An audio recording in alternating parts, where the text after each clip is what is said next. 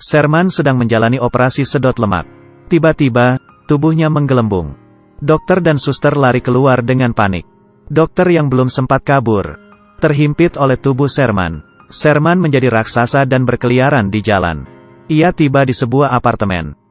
Melihat wanita cantik di depannya, ia menjilat bibirnya. Sherman mengulurkan tangannya, tapi ternyata ia mengambil ayam. Perutnya tiba-tiba mulas. Ia menungging dan kentut. Astaga! Penduduk sekitar diterpa badai kentut. Nenek itu hampir saja terbang. Seorang gelandangan menyalakan korek untuk merokok. Terjadilah ledakan bom besar. Adegan terpotong. Sherman tersentak dari mimpi buruknya. Untung saja ini hanya mimpi. Sherman sangat percaya diri dengan perut buncitnya. Ia merupakan profesor di Universitas Wellman. Sesampainya di kampus, Sherman melihat di mana-mana ada hamster, bahkan ada yang terbang masuk ke mulut ibu-ibu. Ada juga yang masuk ke sandwich. Gadis itu berteriak ketakutan. Profesor Sherman yang menyebabkan kekacauan ini. Karena tubuhnya tambun, ia tidak sadar menyenggol tombol kandang hamster dan melepaskan semuanya. Rektor universitas menegurnya, tapi kursinya terlalu kecil. Sherman tidak bisa duduk. Di kantor rektor juga ada seekor hamster. Saat hamster itu naik ke atas lampu, ia menjatuhkan sebutir tahi. Untung saja tahinya jatuh ke dalam kopi rektor. Sherman ingin mengingatkannya, tapi rektor sudah terlanjur meminumnya. Ini baru yang namanya kopi luwak. Perut Sherman terlalu besar. Saat menulis di papan, perutnya juga berfungsi sebagai penghapus. Para siswa menertawainya. Begitulah Profesor Sherman yang humoris. Meskipun gendut bak truk molen, ia memiliki gebetan cantik bernama Carla. Sherman ingin diet. Ia ikut kelas senam, tapi mengangkat kaki saja sudah ngos-ngosan. Lalu ia mencoba tinju, tapi tangannya tersangkut lemak dada. Ia belajar lompat tali, tapi ia kesulitan melompat. Ia berusaha naik tangga, tapi hampir pingsan. Kemudian, ia malah merusak trampolin. Sherman mencoba angkat barbel, tapi kursinya amblas. Akhirnya, ia mencoba akupuntur. Ternyata, tetap tidak berhasil.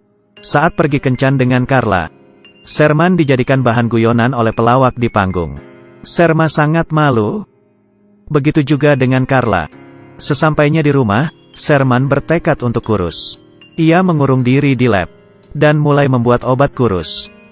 Sherman menelan obat dietnya yang berwarna biru neon. Tubuhnya mulai berubah. Ia mulai mengecil. Tak lama, Sherman berubah menjadi pria tampan. Saat Carla ke lab mencari Sherman, ia bertemu pria kurus.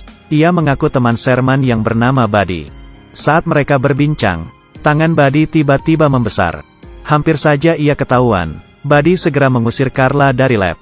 Ternyata, efek obat itu hanya sementara. Esoknya, Carla menemui Sherman yang kembali ke wujud asalnya. Ia memberitahu Sherman tentang Buddy. Sherman takut rahasianya terbongkar dan langsung pergi. Malamnya, Buddy membawa Carla berkencan ke tempat yang sama. Rupanya, Carla ingin Buddy membantunya balas dendam. Karena pelawak itu sudah mengejeknya, Buddy naik ke panggung dan memasukkan pelawak itu ke dalam piano. Tindakan Buddy membuat Carla senang. Tapi, efek obat hampir habis. Bibir Buddy membengkak. Perutnya juga mengembang. Buddy permisi untuk kembali ke mobilnya. Di mobil, bibirnya makin besar. Kakinya juga membesar. Mobil hilang kendali, karena keberatan bobot Sherman yang kembali seperti semula. Untung saja, mobil berhenti. Tapi, Sherman tersangkut di dalam. Ia minta bantuan pemadam kebakaran.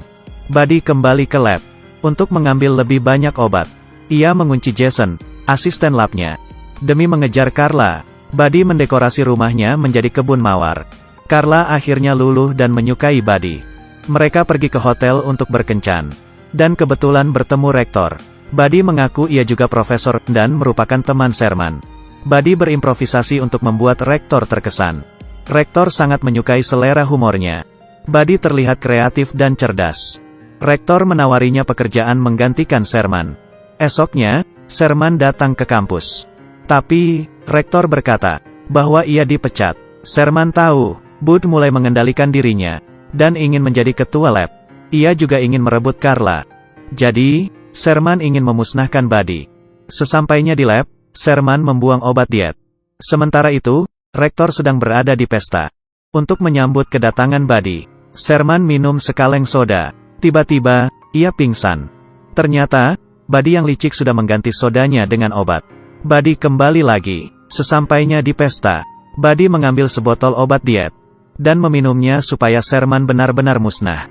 Sebelum ia menelannya, asisten lab mencegahnya. Karena terlambat minum obat, badan Buddy mulai membengkak.